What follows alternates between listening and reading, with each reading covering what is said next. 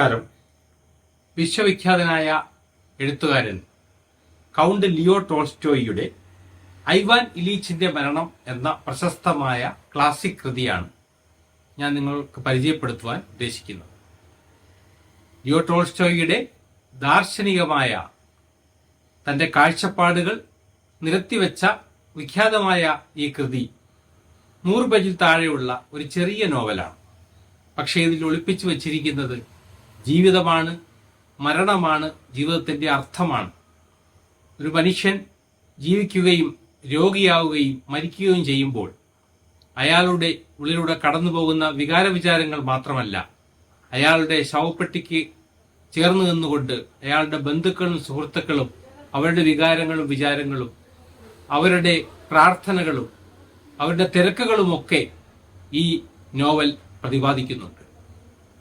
ലോകത്തെ ഏറ്റവും ഉദാത്തമായ കഥ ലിയോ ടോൾസ്റ്റോയിയുടെ ഒരാൾക്കെത്ര ഭൂമി വേണം എന്ന കഥയാണ്. How much land a man need. അതിനകത്ത് ഒരാൾ പരമാവധി നടന്നെത്തുന്ന അത്രയും വസ്തു അയാൾ കളന്നെടുക്കാം എന്ന് പറയുമ്പോൾ അയാൾ സായാഹ്നം വരെ ഊണും ഉറക്കവും വിശ്രമവും എല്ലാം ഉപേക്ഷിച്ച് വെള്ളം പോലും കുടിക്കാതെ നടക്കുകയും ഒടുവിൽ അയാൾ അവിടെ പിടഞ്ഞു വീഴുകയും അയാളുടെ ശരീരം 6 അടിയാണ് എന്ന് മുനിസിപ്പാലിറ്റി ജീവനക്കാർ തിട്ടപ്പെടുത്തുകയും ചെയ്യുന്ന ദാർശനിക സ്വഭാവമുള്ള ഒരു കഥയാണത്. അതേപോലൊരു ദാർശനികത ഐവാൻ ഇലീച്ചിന്റെ മരണത്തിലുമുണ്ട്. ഐവാൻ ഇലീച്ച് ഒരു സാധാരണക്കാരനായി ജനിച്ചു, ജീവിച്ചു, ഒരു കർഷക കുടുംബത്തിൽ ജീവിച്ചു, അധ്വാനിച്ചു, പഠിച്ചു, നിയമബിരുദധാരിയായി. അദ്ദേഹം മജിസ്ട്രേറ്റായി സേവനമനുഷ്ഠിച്ചിരിക്കെ അദ്ദേഹത്തിനൊരു വീഴ്ചയുണ്ടായി, ഒരു ചെറിയ വീഴ്ച. ആ വീഴ്ച പക്ഷേ അദ്ദേഹത്തിന്റെ ജീവിതത്തെ മാറ്റിമറിച്ചു. തുടർന്നങ്ങോട്ട് അദ്ദേഹത്തിന് പഴയ ഒരു പ്രസരിപ്പ് വീണ്ടും കിട്ടിയില്ല. ആദ്യമൊക്കെ ഭാര്യയും മക്കളുമൊക്കെ അദ്ദേഹത്തെ ശുശ്രൂഷിച്ചു, അടുത്തു വന്നു. പിന്നീട് അവർക്കൊക്കെ ഒരു മടുപ്പ് തോന്നി എന്ന് അദ്ദേഹത്തിന് തന്നെ തോന്നി. അദ്ദേഹം ജീവിക്കാൻ ആഗ്രഹിച്ചു. എല്ലാ മനുഷ്യരും അങ്ങനെയാണല്ലോ, അവസാന നിമിഷം വരെ ജീവിക്കാൻ ആഗ്രഹിക്കും. ഐവാൻ ഇലീച്ചും അങ്ങനെ ആഗ്രഹിച്ചു. പക്ഷേ അദ്ദേഹം മരിച്ചു. ആ മരണം ശാന്തമായൊരു മരണമായിരുന്നു. പക്ഷേ ആ മരണം ഉണ്ടാക്കിയ എഫക്റ്റുകൾ എന്തൊക്കെയാണ്? കോടതി മുറിയിൽ കോടതി കൂടിക്കൊണ്ടിരിക്കുകയാണ് ഒരാൾ ഈ വാർത്ത അറിയുന്നത്. ഇത് നമ്മുടെ മൊബൈൽ കാലത്തിനും വർഷങ്ങൾക്ക് മുമ്പാണ്. 1886 ഈ പുസ്തകം പുറത്തു വന്നത്. അക്കാലത്ത് കാര്യങ്ങൾ അറിയുക, വാർത്തകൾ അറിയുക അല്പം വൈകിയാണ്. ഇവാൻ ഇലീച്ച് മരിച്ചു എന്ന് കേട്ട ഉടൻ തന്നെ സഹപ്രവർത്തകരുടെ ഉള്ളിൽ ഇനി ആരാണ് ആ തസ്തികയിലേക്ക് പ്രൊമോഷൻ കിട്ടുക, തുടർ പ്രൊമോഷനുകൾ എങ്ങനെയാണ്, അതിനെക്കുറിച്ചായി ചർച്ച. ബാല്യം മുതൽ അദ്ദേഹത്തിന്റെ കൂടെ പഠിക്കുകയും ജീവിക്കുകയും ഒക്കെ ചെയ്ത ഒരാൾക്ക് ഇന്നത്തെ തന്റെ ചീട്ടുകളി മുടങ്ങുമോ എന്നായിരുന്നു പേടി. അയാൾ വളരെ പതിയെ ഐവാൻ ഇലീച്ചിന്റെ വീട്ടിൽ ചെന്നു.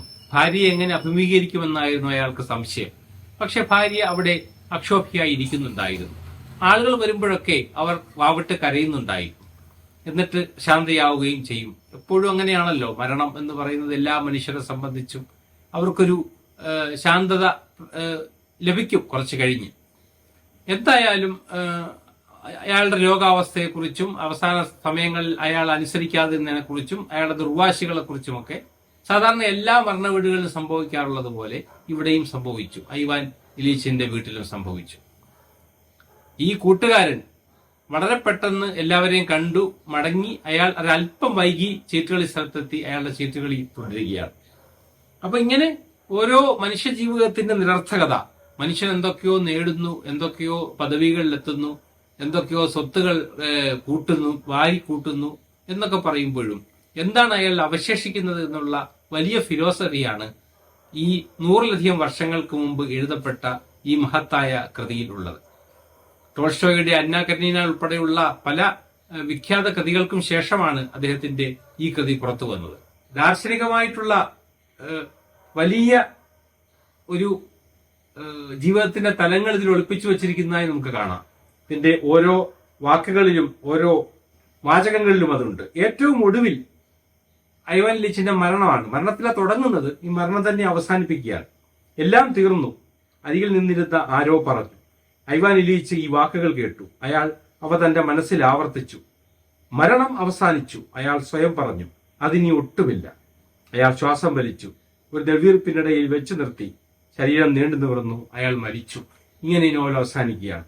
ലിയോ ടോൾസ്റ്റോയുടെ വിഖ്യാതമായ ഈ നോവൽ മലയാളത്തിൽ പല ആളുകളും പരിഭാഷപ്പെടുത്തിയിട്ടുണ്ട്.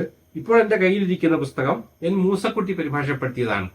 മുമ്പ് വായിച്ചത് വേണു വി ദേശം പരിഭാഷപ്പെടുത്തിയ നോവലായിരുന്നു. ഇങ്ങനെ പല ആളുകളുടെ ഈ പരിഭാഷകൾ വന്നിട്ടുണ്ട്. അവരൊക്കെ ഈ പരിഭാഷയുടെ മൂല്യം കാത്തുകൊണ്ടാണ് ഈ ക്ലാസിക് കൃതി മലയാളത്തിൽ അവതരിപ്പിച്ചത്. ലിയോ ടോൾസ്റ്റോയിയുടെ എക്കാലവും ഓർമ്മിക്കപ്പെടുന്ന എന്നാൽ വളരെ ഹ്രസ്വമായ ജീവിതത്തെ അതേപോലെ ഹ്രസ്വമായ പേജുകളിൽ വാക്കുകളിൽ വരികളിൽ ഒതുക്കി നിർത്തുന്ന അതിമഹത്തായ ഒരു ക്ലാസിക് കൃതി എന്ന് നിസ്സംശയം പറയാവുന്ന ഒന്നാണ് ഐവാൻ ഇലീച്ചിന്റെ മരണം. നന്ദി, നമസ്കാരം.